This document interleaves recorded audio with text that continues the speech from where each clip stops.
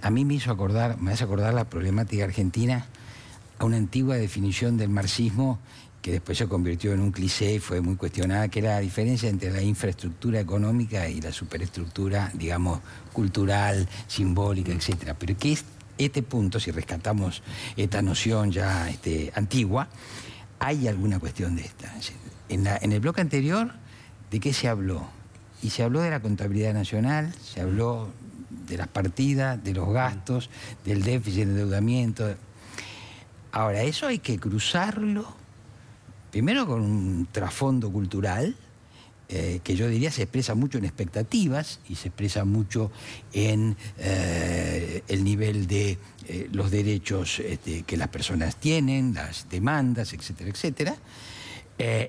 Y luego, en ese plano, con un conflicto político muy importante, porque, y redondeo mi primera intervención, se sacaron leyes con un consenso que uno puede decir es un consenso insuficiente, porque el gobierno se encontró sin interlocutores y tuvo allí unos gobernadores que, digamos, con mucha dificultad alinearon a unos diputados. El gobierno no tiene interlocutores. Paradójicamente venció al peronismo, lo venció tanto que se quedó del otro lado sin personas que tengan poder. Yo escuché en comentario de un ministro que decía, bueno, nos dicen a nosotros que nos abandonaron los gobernadores. No, a los gobernadores los abandonaron, porque son figuras políticas que no tienen hoy capacidad de alinear detrás suyos ni siquiera a diputados, porque no hay en el peronismo, que es la principal fuerza política de Argentina, organicidad. Entonces tenés un problema económico, tenés un problema cultural y un problema político. Alejandro. Sí, yo diría, para empezar un poquito a pensar esto, diría lo siguiente.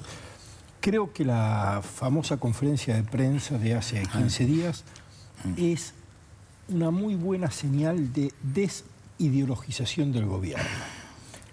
Creo que el gobierno... Aclaremos, es la conferencia de prensa donde se anuncia la modificación de las metas de inflación.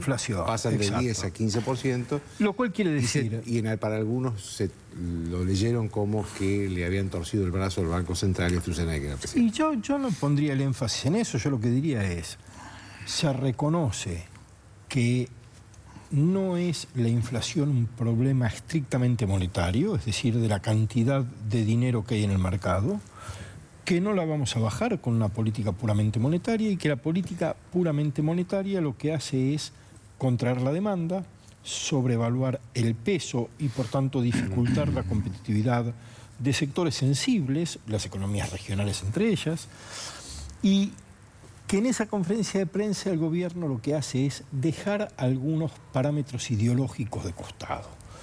Entre ellos, la convicción que tenía hasta entonces de que la inflación es un problema de la cantidad de dinero y no un problema de quiénes forman precios en la economía, de cómo se comportan los actores que tienen poder sobre otros para establecer márgenes, etcétera, que es un poco el viejo discurso del kirchnerismo. Lo que quiero decir con esto es, la economía es mucho más compleja que las fórmulas en las que se la expresa, porque la realidad es una realidad muy compleja. Y creo que la gran virtud de este gobierno tendrá que ver con su capacidad de dejar sus convicciones al costado, no sus valores, sino sus convicciones, su visión del mundo tan apegada a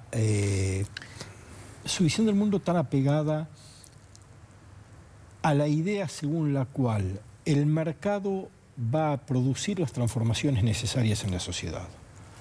Creo que hay que aprender que este es un país dual, un país en el cual un sector de la economía es muy productivo, muy competitivo y muy abierto al mundo, y un sector de la sociedad es de muy baja competitividad, que no puede estar abierto a la competencia con los mercados mundiales y que, sin embargo, es necesario que ese sector de la sociedad funcione, que produzca bienes de calidad mediocre, pero necesarios, que dé un trabajo que no es de muy alta productividad, pero que genera empleo y demanda interna y cohesiona socialmente. Y que tenemos que encontrar el modo de que esos dos países funcionen. Seguramente uno va a tener que financiar al otro, no de un modo tal que se vuelve inviable, porque si lo vuelve inviable ya no hay financiamiento posible. Eso es lo que hizo el kirchnerismo. Ahogó las fuentes de recursos para que esa parte menor de la economía funcionara.